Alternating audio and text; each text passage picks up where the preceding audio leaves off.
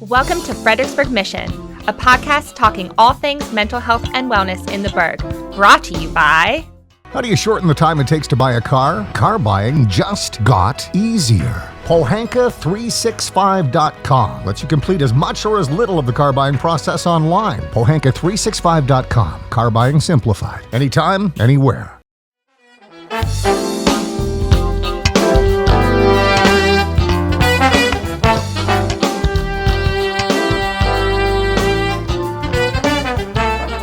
Welcome to Fredericksburg Mission. My name is Angela Rivers, and today I am here with Deb Balestreri, potter, educator, dog lover, and owner of Corgi Clay Art Center.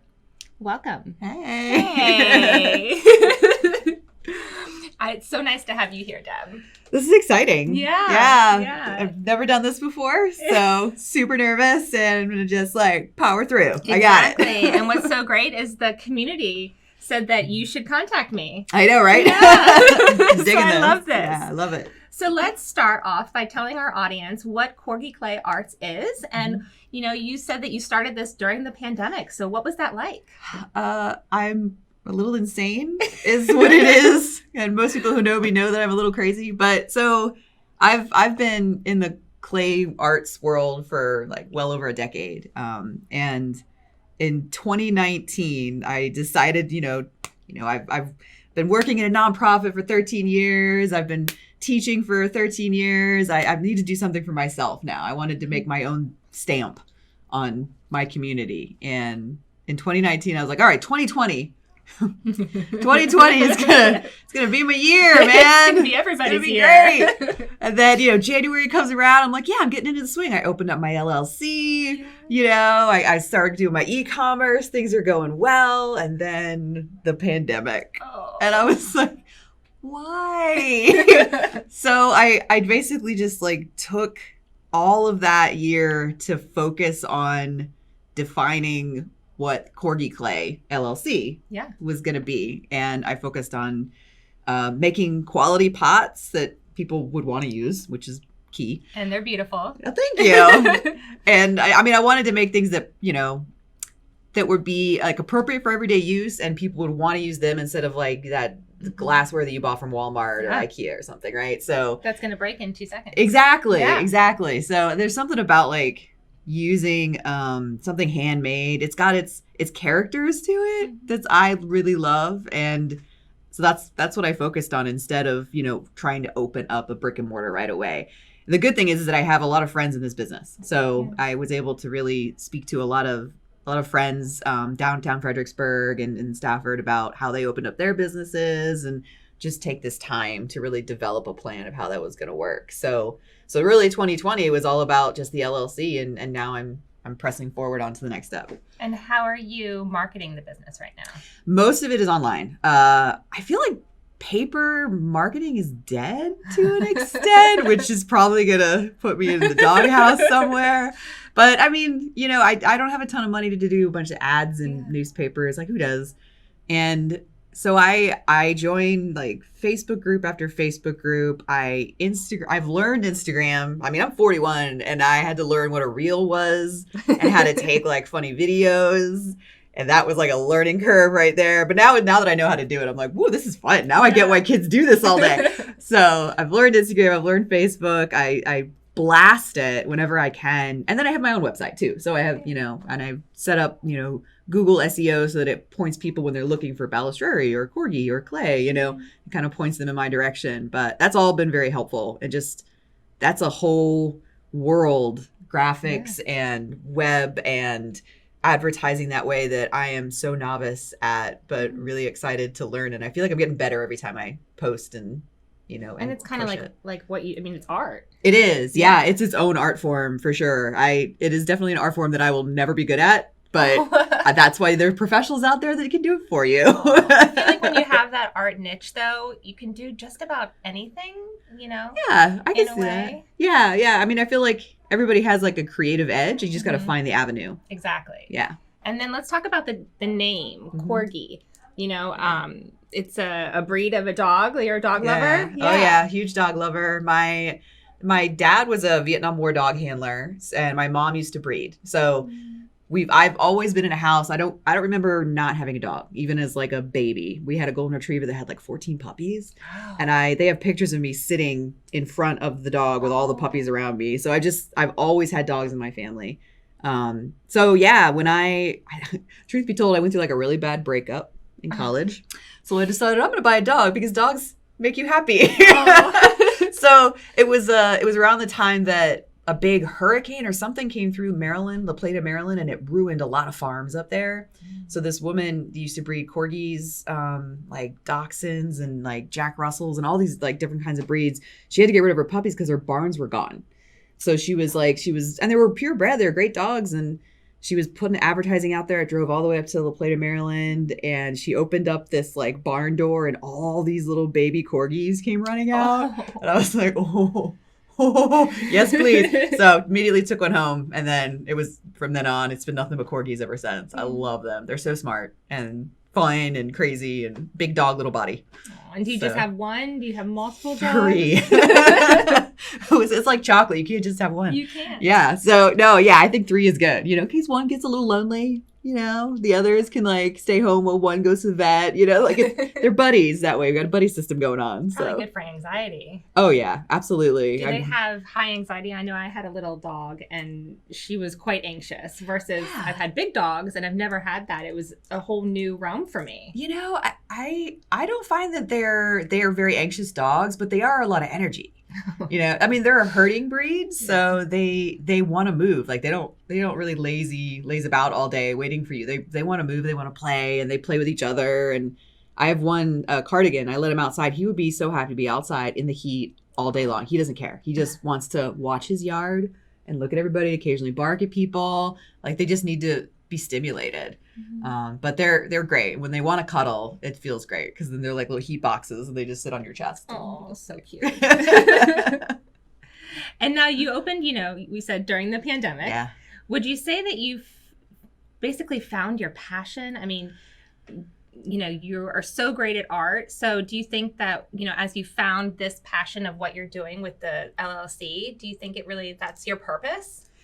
Yes. Yeah. I mean, I came from a very strict family. My dad was military, so I had 3 choices growing up. It was you join the Marine Corps, you become a doctor, or you become a lawyer. Okay. that was Not it. a creative art expert. No, he didn't quite get the art route very much. What does he think about it now, though? He's actually a super supportive right now. Yeah, no, he is. He turned the tide, I think, when I got my master's degree in it. Like when he realized, you're serious. Oh, you can get this is real. Like you got a master? Oh, okay. I guess that it's cool now. But yeah, so that discipline from a very young age. I mean, I was the kid who, I was told you get that grade point average up, join every club you can, go into college. So my whole high school career was really focusing on that. And I used art in high school as that break time. Like it was, I always had to have an arts course, whether it was just like beginning, art 2, art 3, art 4. I know it changes, every school's different, but that became that place I could go after school and hang out with the arts teacher, who was an amazing man named Carlos Moore. I don't even think he's teaching in this area anymore, but he influenced me to want to go into teaching. Wow. And he was so encouraging with what I did as a young artist that I was like, this is what I want to do. Like, he's got the best life. Like, he's just a great guy. Like, he inspires all these kids. Like, this feels good. So when I got into college, I got accepted. My dad was like, all right, well, I guess you're not doing the lawyer or the Marine Corps route. So is it doctor? So he wanted me to start as biology, which I actually thought was a good idea because I always found science really fascinating. So I started as a bio major, and it taught me to really appreciate all that makes up the human body. And has influenced greatly what I do as an artist as well, because a lot of my figurative work, it's figurative, it's dealing with the body. So, but again, it was those arts courses that I took that really made a difference in getting through that very, very tough first year of college.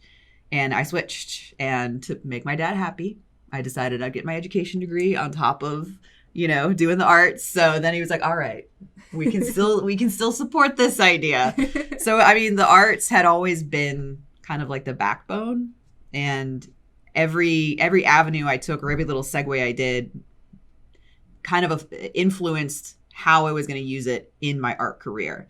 So figurative, why? Like my sculpture right now is very figurative, and it's because of that love of biology that I've always had. And it goes the same with like the business side of things too. Any business or marketing or accounting or stuff like that you kind of have to do and try out at a liberal arts school.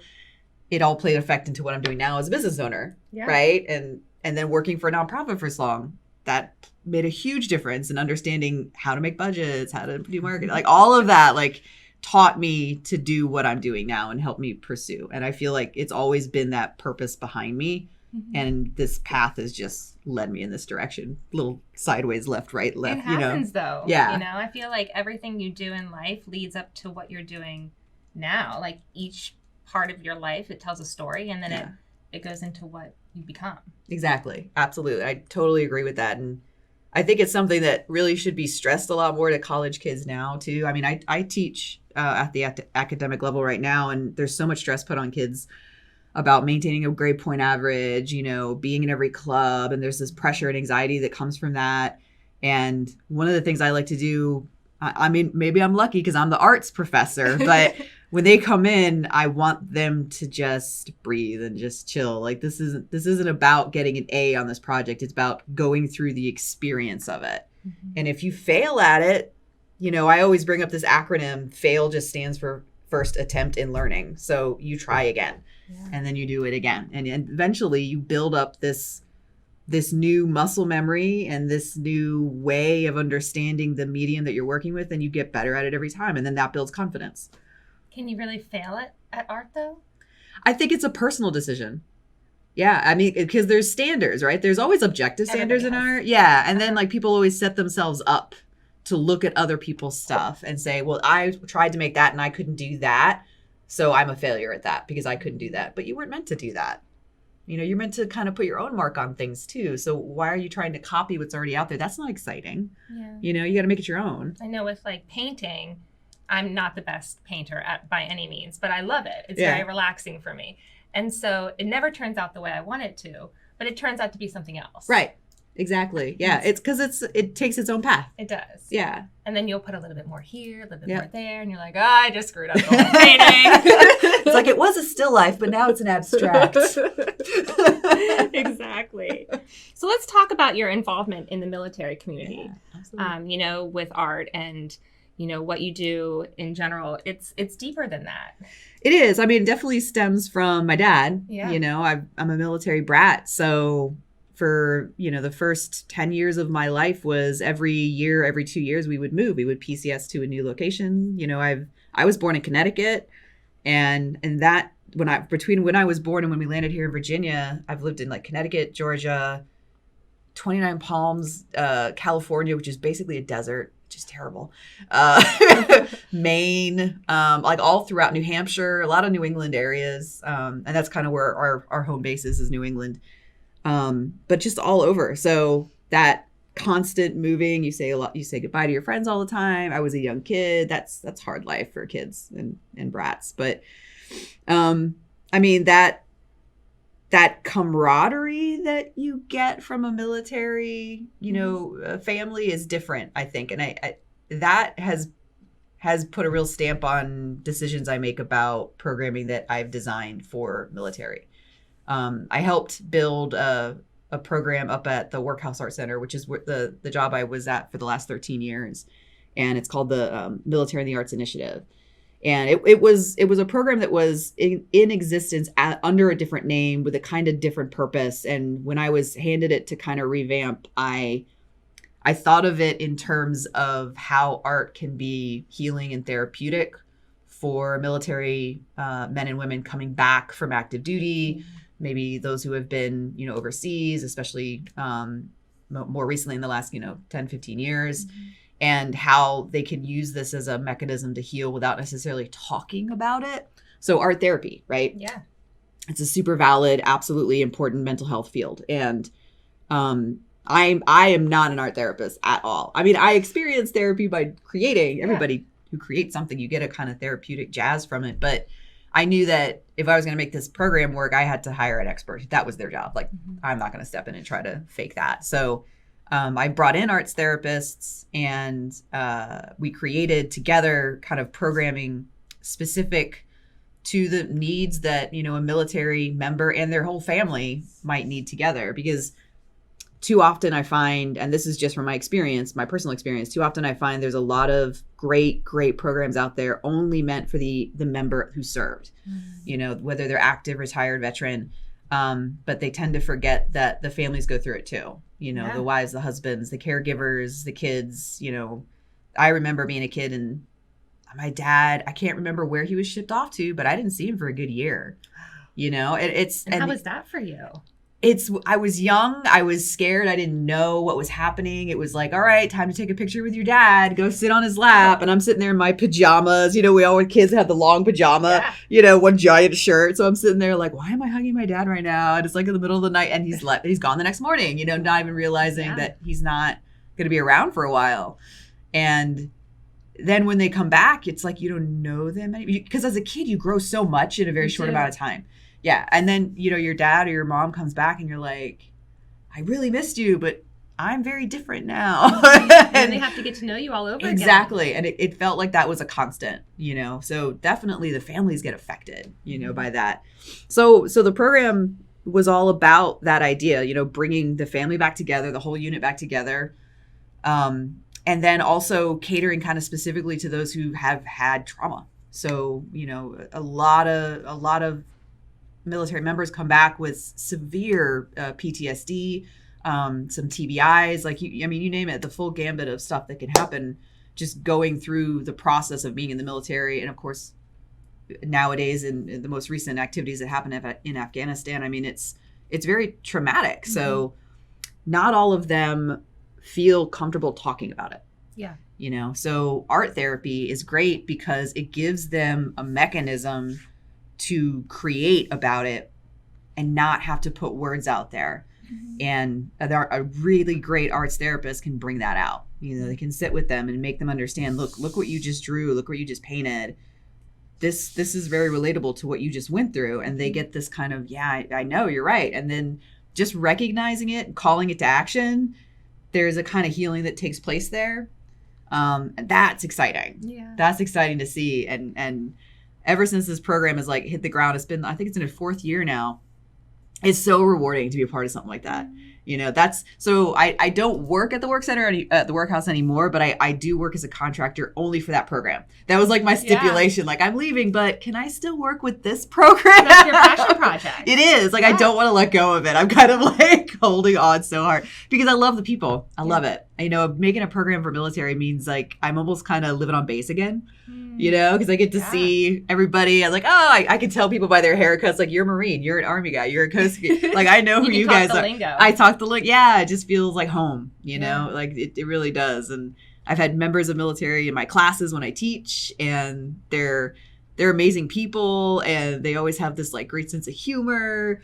And then they can have those moments of really serious, thinking and learning. And I love it. They're my people. Has there been one person that you saw heal through the art? Yeah, we've had, there's almost too many to count, but. Do you have a story that you remember that, I know for me, for foster care, we see trauma all the time. And there are those magical moments that you just remember. Yeah. And it just reminds you of why you do what you do. Oh, absolutely. Absolutely. There's 2 people, one more recently than the other, but I had a guy, I had a man, I should say. He's not just a guy, who was a Army Reserves, and he'd been taking my class for, I guess, a couple of years, because the classes happen every quarter. So he would keep taking them. Saturday night class, it's kind of a fun class. It's all adults. Everybody's chilling out, making pots, sometimes we'd have a little wine going, maybe a couple beers, but it's fun. And he'd come in there, he'd crack jokes and he'd make stuff and he'd, kind of suck at it. And then he'd do it again. And I knew he was military by his haircut, but he never really talked about what he did. Mm-hmm. So one day he was telling me, he's like, man, I'm going to miss taking this class. I'm like, well, what's going on? He's like, I'm moving to Boston. I was like, oh, man, that sucks. No, you don't go to Boston. But he was retiring. So, and he was going on to the next thing. And I learned, very quickly that he was retiring from the reserves. He was pretty high ranking. He was talking. Then he started to open up. The more I started to give him the third inquisition. Like, what do you do? What exactly do you do? He started opening up, and he was telling me that he had been approached by the National Endowment for the Arts, Creative Forces, about creating some kind of program specific for reservists in the arts. And he's like, I love this idea. He's like, but I'm not the person they need to talk to. Dad, they need to talk to you. And I'm like, what? What do you do? What's going on? So he was integral in setting up one of the best meetings I have ever been a part of. And it was me and like my CEO at the workhouse, my arts therapist. It was him and a couple of his guys, like a couple of his reservists. And then it was like lead psychologist for the Pentagon and lead arts therapist for the DoD, creative force. Like, I mean, you're talking about some big, yeah. And it was so exciting to walk into that room and be like, oh my God, this is so cool. I'm like tearing up right now because it was just so neat to be a part of that meeting. And everybody was there with the same agenda. You know, everybody was there to talk about how the arts is a valid therapeutic process. It is, yeah. And that the Marine Corps, the Army, the Coast Guards, any military, anything can really benefit from understanding that and taking that kind of stigma away from mental health therapy, and that art therapy is mental health therapy. Yeah. You know, so it was just like, wow, like he kind of started the ball rolling for me to get a lot of that program off the ground. And we're still in touch. Like he became a potter. Like he loves it. Like he's definitely still up in Boston. I'm jealous because I love Boston, but like he's invested in his own stuff. He still makes pots. He goes like on these retreats to go to like wood kiln firings and stuff. He messages me all the time. And he's like, look at this thing. And like he sends me like when I need to buy a kiln, he's like, have you looked at this one? I mean, he's like in it now. He's like fully a mud person. But I mean, he's definitely one that always comes to mind. And more recently, I was just emailed in the last I guess 2 weeks by a woman named Valerie, who was, I believe, Army as well. And she had her first exhibition at the workhouse. And it was an exhibition I organized for the military program. She was super nervous, and she had this big abstract, like colorful painting. And she came in and it wasn't ready to hang. And she was all, in her Army gear and everything. She's like, I don't know how to hang this. So I was like, you know what, let me help. So I showed her how to attach the hangers on the back, how to level it out, make sure it's accurate. We hung it up. I took a picture of her. She learned about the Kickstarter that I'm pushing, and she sent me this message like, "This is awesome. This needs to survive because that day that you helped me like understand how to hang a painting was so important to me, and the fact that you like took time out of your busy day to even help me do that was just amazing." And she's been such a cheerleader. Oh, that's so great. Oh my God. Like out of nowhere. Like she's just like, you guys need to support Deb. She's great. She's great. I'm just like, I need you as my PR person. But it's that community, man. They give back. It is. That's what they do. It's in their nature. And that's what this community does too, so much. So let's talk about your Kickstarter. Yeah. Can you explain to the listeners what it is all about, how important it is? Oh God. We have like 11 days left. It's ticking by so fast. But so when I made the decision that the e-commerce LLC was going to move into a brick and mortar, the first thing I did was like talk to my art Sherpas, Gabe and Scarlett over at Pawn Shop. I was like, how'd you guys do it? Like, I know you all did this. So how did you figure this out? And they've been great. I started just talking to everybody I know that have owned businesses. Like, how did you move into like a brick and mortar like this? And everybody's like, start small. And I'm like, yeah, that makes sense. So I did the opposite. So, because I'm that way. So I've been working on commissions a lot for a lot of Stafford community businesses, a lot of small businesses. And one of my favorite businesses to work with is Barley Naked Brewing Company. I love them so much. Like the owners are some of the most amazing people I've ever met, and they're so giving and so kind, and they are like my number one people to make commissions for. I dig them so much. They popped up as a sponsored ad the other day with your mug. Oh yeah, yay! I love them. Well, they've been like really helpful, and there's a space that opened up right next door to them, and I was like, this might be fate again, right? Yeah. Telling me, oh, look at this empty space. It's not huge. It's like 2,200 square feet or so. So compared to like what I've been working with under 55 acres of an art center at the workhouse to this, to me it does feel smaller. So are you working at the workhouse now, or do you work out of your home? No, just out of my home now. Okay. So I decided within like the last couple months that it's time to make the move. So I put in my notice at the workhouse and I started only offering classes through my home in the effort to build up some funds. And I've been doing that for a few months now, and it's been great. Yeah. Met a lot of local people in Stafford. And then it's the next step, right? So my space in my home is limited. Like it's probably about as big as this tiny studio. Like, so I really cram in 4 wheels, and we're all very closely like throwing pots together and mud's flying. So it's like, this is only going to sustain us for so long. And I don't have a way of like really recycling the clay and keeping up with a really fully functioning studio. So it's necessary that I move into something bigger if I want to serve more of the community too and have bigger classes and more opportunities. So that's what the Kickstarter is. Like it's helping me raise the funds to kind of get started. It's not at all paying for the whole Right. thing. But the space that I have my eye on will require some demolition and some new building and a couple things here and there. And that's building is pricey. It is, yeah. So the Kickstarter is supposed to kind of give me a leg up, basically. And whatever I can raise there, I'll match it. And then, matching loan and try to do it that way and really start to kind of make this progress quicker. And that's important to people, for me, that people understand that too. Like I don't expect this Kickstarter money to suddenly like just make all my dreams come true. It's more of like another step in the process of becoming an owner of this type of business. And I really want it to be a full-on clay arts community center. I want it to serve the community of Stafford because there's nothing like that there. And I've lived in this area. God, when did we move to Fredericksburg? In 1989, Wow.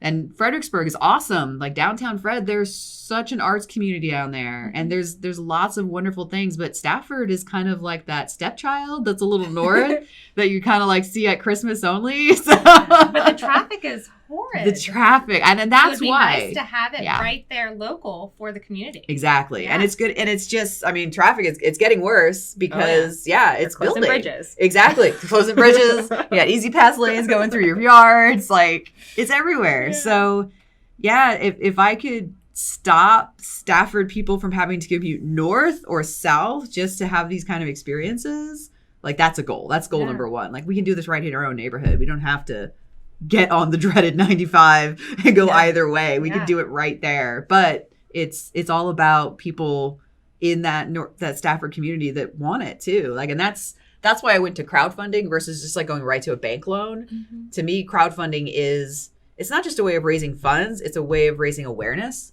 because you're appealing exactly to the people that are going to benefit from it.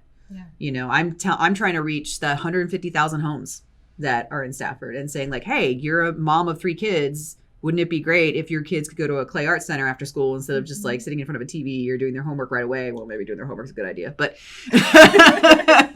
like having another experience for them, or you're just a couple and you have nothing to do because it's just bars and restaurants and like what else go take a class together and like experience that and have like fun experiences that are different from the norm a little. Exactly. That bonding is social experience, and we really need that right now. Have you heard from the community that it's really important to them too? I have. It's nice to, every time I post and like, hit up groups and everything, I get a lot of likes and I get a lot of like, yeah, we need this. Yeah, this is great. And it's nice to see that support.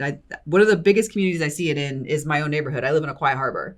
So it's like 3,000 people live in there or something. It's huge. I've never even seen the back of the harbor because I think it takes 30 minutes to get back to the neighborhood if you do that. So it's just huge. But like that's a Facebook group I am constantly on. Like, come on guys, like this is what we need. And I do get a lot of support from the people in my own neighborhood. It's the neighborhoods that are popping up like flies all around Stafford that I can't hit because I don't live there. Yeah. So when I hit those like Stafford chats or, Fredericksburg talks or things like that, I'm trying to, I'm hoping that the people in those places see it, want to share it, want to pledge to it and believe and see some value in it. kind of what to me like crowdfunding is supposed to do. So the funds that you're raising, Mhm. they're for a bigger purpose. They're for the whole community. Yes, absolutely. The idea of this Kickstarter is to help, build a space. It's the space that's going to serve the community back.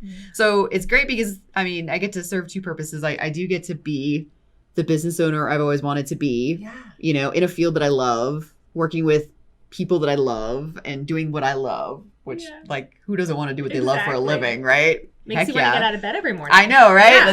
That I don't mind. So, but there's also the bonus of like when I unlock the door and there's a class going on, it's like I feel like everybody's benefiting, everybody's had that chance in the community to get their hands dirty, literally, and try something they probably always admired from afar or because they've learned about from, movies like Ghost or or the Great Pottery Throwdown, They always put Ghost in, oh God.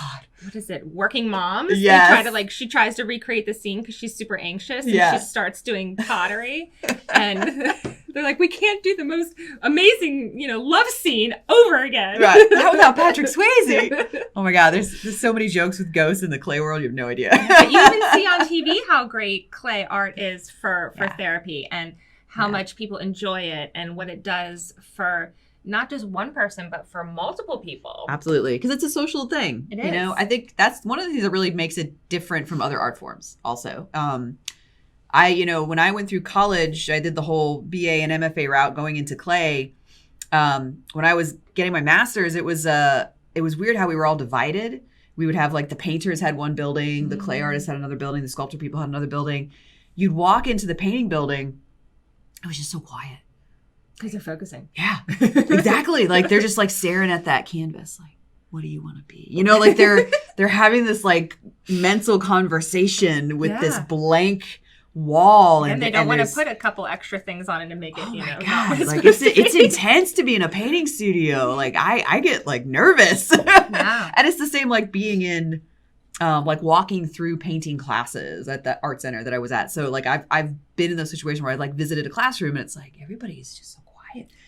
It's exact opposite in a clay studio. Yeah? It is not that way. You walk into the clay studio or a group of clay artists, there's music blaring, there's mud flying, there's people telling intimate stories about themselves that you didn't ask for. There's just all kinds of stuff happening. And then, then you get that moment when somebody's like, oh my God, I made a 6-inch pot. This is amazing. And then they trip and it falls over like, I gotta do it again. It's just like, it's a different vibe altogether. And that's another thing that really attracted me to the medium itself. Like the minute I got to be in that kind of social environment, we were all just in it and doing this together. It felt so good to be a part of like something big again. And it's, I think it's the military is another, you get to be a part of something bigger than yourself. The clay art world, you get to be a part of something social and bigger than yourself. So there's this kind of camaraderie that I think parallels both worlds. And that's why I think it's such a great fit together too. It is. Yeah. And it's not, this is going to sound terrible, but, I don't see military vets being able to just stare at a painting. Like, get their hands dirty. They've worked really hard. Music in the background, because I hear that they often have music in the background, and it just gives them more of the same space that they're used to. Yes, if absolutely. that's not completely inappropriate to say out loud. No, I totally get it. I totally get it. It is a correlation, though. Absolutely, Yeah. absolutely. There's a correlation, and there's even what it's funny. I have a student in my Saturday night class right now who's former military, and she told me like she's been to open studio when there's like no music playing, and she hates it. It's too quiet, but she's like, that's why I love taking your class. Like I come in and you got like In Excess playing in the background and Helps it's loud. them forget. Exactly. Yeah. But it also, there's actually science around that too. There's this great old book. This is an old book. It's called Drawing on the Right Side of the Brain. Betty Edwards, I think, is the author, but it talks about how your brain is hemisphered together. Your left brainers and your right brainers, the creative, the more methodical, logical, and music is one of those mechanisms. Doesn't matter what kind of music it is. It can be metal, it can be opera, you can have any, as long as there's some kind of rhythmic something happening, it puts you in a creative mindset. automatically it puts you there. So you're ready to accept, that moment of being creative. Wow. Which I think is really interesting. And that's why I can't be in a studio when it's quiet. It drives me nuts. Drives me nuts. My mind goes in 9 other directions. I start thinking about did I do the laundry today? Did I wash my dog this week? There's just too many. Your mind goes in 9 directions. So the music kind of tunes that all out, and you can focus on your thing at hand. And if there's one thing I've learned about military, it's they love to be given a mission to do. They're trained, right? Yeah. So they want to be told, this is what we're going to do. This is how you're going to complete it. And this is when it's going to be done. So art is another way for them to feel accomplished that way, because they know that this is the project they're going to make. I'm going to sit at this wheel and I'm going to make mugs. All right. And then they go through that process, and then it's made. And then there's this whole other process with clay that it has to be babies. It had to be babied because it's got to dry, and then it's got to be bisque fired, and then it's got to be glazed, and then it's got to be glaze fired. And then when it finally comes out, there's this sense of accomplishment. That's right. I made that. So many processes. But yeah, I think that's another way. That's another reason why I think a lot of military members they go towards art, because it is so focused on creating something concrete. Yeah. Which is another reason why it would be so great to have this place in Stafford where it's so military driven. Oh my God, everywhere. Yeah. Quantico's right there. Right there. I can't go to any restaurant without seeing 9 Marines eating at a table together. And they don't have to travel. Right. And there's so many families too. There's so many families. So many. And more popping up all over the place because they're just building. Yes, all over the place. I would love to be able to create another program like that in Stafford for military and their families. Yeah. Absolutely. That would be great to have the space to do that. So that's another reason to have that brick and mortar, right? Yeah, definitely. It'd be great for kids too, especially after everything they've been through this year. Oh God, yeah. A place to express how they're feeling. Yes. Yeah, absolutely. Kids have had it hard the last couple of years. I feel for the kids going through grade school and the college kids going through, just having to learn via screen versus having that social interaction of your friends in the class with you, the teacher with you. It's hard. Yeah, definitely. So if people want to donate to your Kickstarter, how can they do that? It's actually really easy. So my Facebook page, my personal profile, and my Instagram account are all public. So and they all have major links all over it, peppered all over the place for how to get to the Kickstarter. Or you can just literally go to Kickstarter.com and you can search for Corgi Clay Art Center. So either way is fine. And it's really simple to do. What's nice about pledging to Kickstarter too is that you're not only pledging a dollar amount to help something in the community happen, but you're also getting rewarded. You are. Yeah. So you get to come away with pots and t-shirts and aprons and different things that I've made or I am making for the people that are pledging. So it's being rewarded for giving as well, which is always fun. That's so nice. Yeah. And then when do you think that this brick and mortar will open? Oh, gosh. I don't know. If the Kickstarter is giving me that leg up and then there's the loan process, I can imagine that's going to take a couple months. Yeah, of course. And then the process of ordering some of the major equipment, kilns and potter's wheels. We all know how long it's taking to get anything delivered these days. Yeah. So that's probably a 6-month process right there as well. So maybe within a year or so. Yes, so I'm hoping within a year. And they're like, oh, I would love to have that. Yes. What is it going to be? I know for me, it's I like instant gratification. So I know. It's I have to wait for it. Are you kidding? But if you wait, it will come. It's a will. field of dreams, right? It will. If you build it, it will come. Yes, indeed. And so I asked this question to all of my guests. At UMFS, we praise our families, our youth, our community, our staff as being unwavering champions. Yeah. How are you an unwavering champion in the community? I think it's about sticking to your guns. Yeah. Maybe that's my dad coming out of me, but if you set a goal, you do it. And I know I've been told that I'm a very driven person, and usually when I have my mind set on something, it's going to get done one way or another. It might take me a year, but it'll get done. It will get done. Yeah. So you have to, once you decide this is your path or this is your passion or this is what your intention is going to be, then it's not letting anything get in your way, no matter how traumatic, no matter what obstacles are laid out in front of you. And sometimes they're huge obstacles that can set you back for multiple years. But if you stay to it and you get through it, you're going to feel so much better on the other side. And so that's unwavering to me. It's sticking to it no matter what see it through. Yeah, and if someone's listening and they are not following you yet on Facebook, they certainly should. Absolutely. I love to just watch your videos and to see all the different things you do and how you've made it work, at home. Yeah. During this year. Yeah, it's been a real learning experience to say the least, but I was really fortunate. I have a very understanding, loving husband. That's what you need. Right? Who has helped me 100%. I have to give a lot of props to him because he's really been like a brick. Like he's been so helpful in getting my studio set up, helping me and encouraging me to leave like a full-time benefit job to do this. Like that's a scary decision. So he's been my hard rock the whole way, and I think that's important too, having that kind of support. You're both champions. Yeah, I think so. But Deb, it was so nice to have you here. If someone's listening and they want to contact you, can you let them know where to find you? Yeah, absolutely. So Corgi Clay on Facebook is the quickest and easiest way because all those messages go right to my inbox. And then on Instagram, I'm also at rejuvenile_art, which is the name of a book I read when I was young that I absolutely love. It's called Rejuvenile by Chris Noxon. Great book if you've never read it. It's great. But anyway, Instagram, Facebook, and then I have my website, which is www.debbabalestreri-corgiclay.com. So, yeah, a lot. And the Kickstarter ends when? Oh, God, September 5th. Okay. So please pledge. Yes, please. Definitely, for sure. Yeah. Yes. And then if people want to donate afterwards, can they do that as well? I mean, I have to figure that out, but I want to say yes.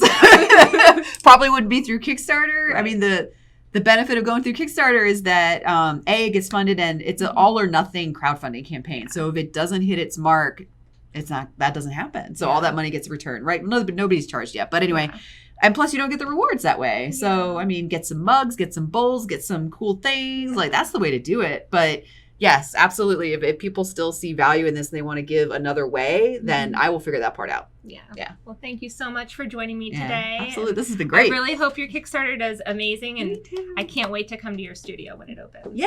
Yeah, we'll have a party. It'll be a grand opening. I'll go make up something. Yes. I've wanted to for so long. That's right. So. Yep. That's right. Yeah. Well, this is Angela Rivers with Fredericksburg Mission. Of course, if you'd like to learn more about becoming a foster parent, please visit www.umfs.org/foster. We'll see you next time. Thank you for joining us. I'm Angela Rivers with Fredericksburg Mission. Tune in at Apple Podcasts, Spotify, or anywhere you listen to your podcast. Join us again next week for our next episode.